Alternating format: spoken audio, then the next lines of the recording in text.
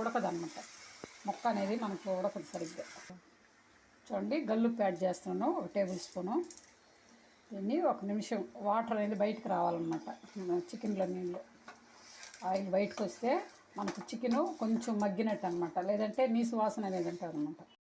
చూడండి చికెన్ అయితే ఆయిల్ బయటకు వచ్చింది. ఇప్పుడు మనం దీంట్లోకి సరిపడా మసాలాలన్నీ మనం తయారు చేసి పెట్టుకున్న జీడిపప్పు, కొబ్బరి, గసగసాలు, టమాటా అన్నిటిని కలిపి మిక్సీ పట్టాను అనమాట. ఇవన్నీ జీడిపప్పు, కొబ్బరి, గసాలు, టమాటా పేస్ట్ అయితే వేస్తాను కదా. కారము 3 టేబుల్ స్పూన్లు వేస్తాం అన్నమాట. అంటే క్వాంటిటీ ఎక్కువ కాబట్టి 3 టేబుల్ స్పూన్లు.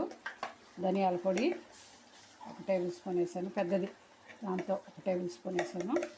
ఇప్పుడు మనం గరం మసాలా, చికెన్ మసాలా, గరం మసాలా కాదు చికెన్ మసాలా అవి వేసినా కానీ నేను ఇది 1 టేబుల్ స్పూన్ వేస్తాను. చూడండి వీటన్నిటినీ బాగా ఒకసారి కలుపుకొని చూడండి ఈ విధంగా అన్నిటిని చక్కగా కలుపుకున్న తర్వాత కుక్కర్లో పెడతాను అన్నమాట. వీటిని కొంచెం కొత్తిమీర కూడా వేస్తాను అన్నమాట.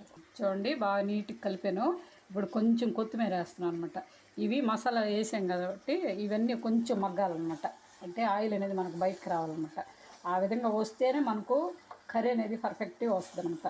నీసు రావాలన్నమాట. చక్కగా ఆయిల్ బయటకు రావాలి ఎప్పుడైనా కానీ. కాసేపు దీన్ని మగ్గనిద్దాం. చూడండి చికెన్ని ఈ విధంగా చేసుకున్నాను. నాటుకోడిని చూడండి, నాటుకోడి చికెన్. ఇప్పుడు దీంట్లోకి వాటర్ యాడ్ చేస్తున్నాను. నేను దీంట్లో బాండీలో చేశాను కాబట్టి దీనికి వాటర్ యాడ్ చేస్తున్నాను అనమాట. నాటుకోడి ఉడకదు కాబట్టి మనం దీంట్లో వాటర్ కుక్కర్కి 2 విజిల్ చాలు. ఎక్కువ ఉడికినా కానీ మెత్తగా అయిపోతుంది అనమాట. చూడండి ఈ విధంగా కొంచెం వాటర్ యాడ్ చేస్తాను.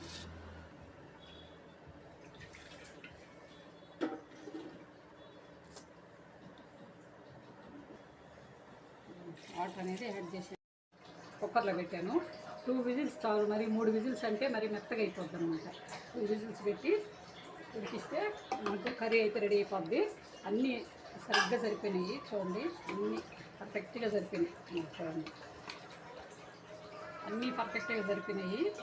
బాగుంది ఈ విధంగా బాగా